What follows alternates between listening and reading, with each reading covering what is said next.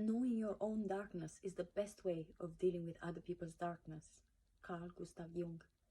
I remember Alan Watts sharing a story of an interaction he had with Carl Jung, and he said that in his presence he felt that this man had no trace of judgment in him, and he felt like this great humility about him, in the sense that he felt like he knew his own darkness, the depth of his own malice, that he no longer had any need to judge anyone, because he knew that whatever he saw out there was present within him, and how could you judge that? And recently, I mean, not just recently, I feel like in the last past years, life has brought me face to face with my own darkness, with things that I had no idea they were present within me, and I never even imagined that I was capable of such things.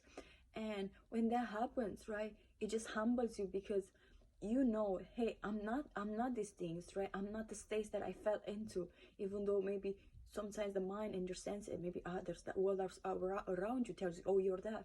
But you, deep down inside, you know, I am not this, I am not this, right? There's something inside of me that is noble, that is kind, that is loving, that will never hurt anything or anyone.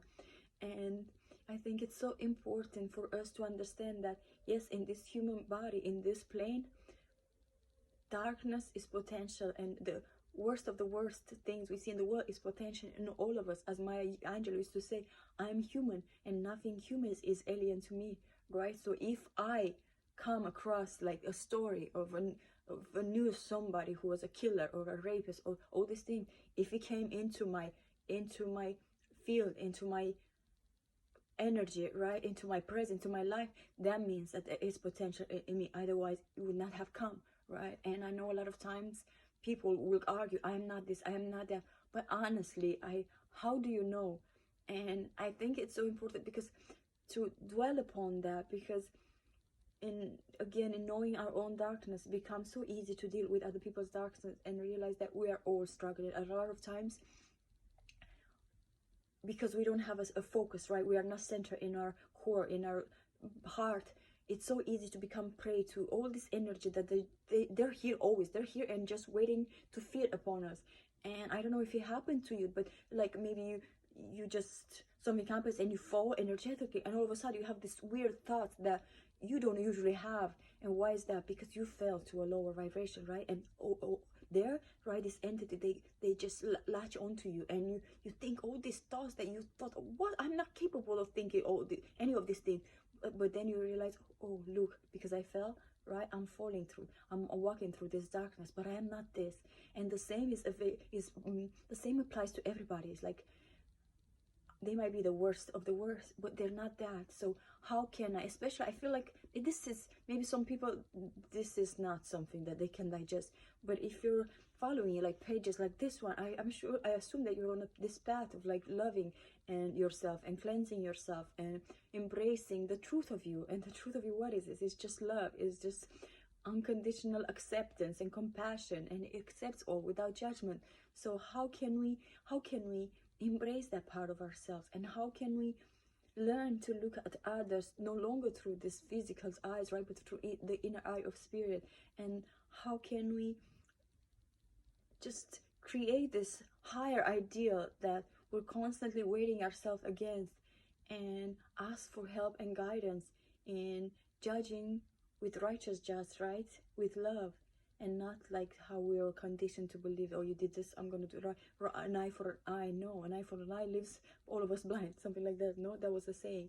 And how can we connect with the part of us that knows the truth and is true, and will never ever hurt another? Because in hurting another, we hurt ourselves, and eventually what we give will come back to us. And yeah, I was thinking about that, because there's so much division, right, and so much, I feel like everything have become black and white, good, evil, right? There's no, I feel like it just dumped us, all these things, they dumped us down so badly that it's a rare thing to encounter a human being who has the courage and the humility to say, hey, things are not just either good or bad, right? As Shakespeare used to say, but it's neither good nor bad, but things make it so. So how can I humble myself, and first of all admit that I don't know the whole story, and people are not just evil because that's it? And how can I embrace a more compassionate attitude? How can I become the embodiment of the things that maybe sometimes I say with my mouth, but it becomes hard for me to practice. How can I become the embodiment of the embodiment of the great ones that have walked before us?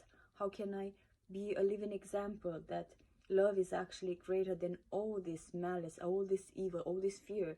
And even though I might fall over and over and over and over again, how can I find the courage and the humility to constantly get up and not condemn anyone, not even myself, thinking that this is who I am and this is who they are, and that's all there is to it? Because at the core level, we are all divine, right?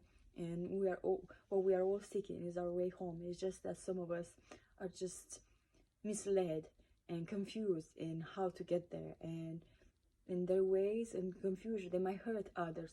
But if we know better, isn't it our duty to show that, and instead of judge and condemn them, to lift them to a higher level?